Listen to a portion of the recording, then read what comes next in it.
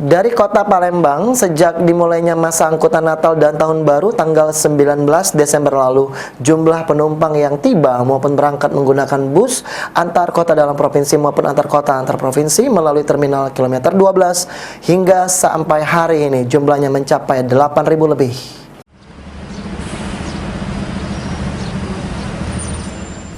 Menghadapi momen Natal dan Tahun Baru, terminal kilometer 12 menjadi terminal yang tersibuk di Sumatera Selatan, khususnya kota Palembang. Pasalnya, seluruh bus baik itu antar kota, antar provinsi maupun antar kota dalam provinsi wajib masuk ke terminal kilometer 12 dan dilakukan pemeriksaan kendaraan oleh petugas Kementerian Perhubungan.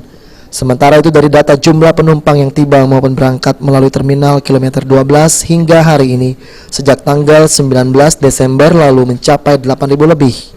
Menurut salah satu petugas loket bus di terminal KM12, sejauh ini jumlah penumpang yang memesan tiket bus alami peningkatan yang signifikan dibandingkan pada hari biasa. Rame dia kan, lumayan lah ramenya kan. Tapi kebanyakan naiknya dari pool. Iya. Ada juga sebagian naiknya dari sini kan, kan gitu kan. Dibandingkan mungkin sebelumnya seperti apa penumpang di Natal?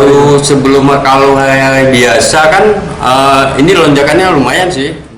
Mengantisipasi kejadian dan juga melayani masyarakat selama momen Nataru, 2 posko disiagakan di terminal kilometer 12 dan petugas posko sendiri selalu melakukan pemantauan terkait kondisi di terminal KM12.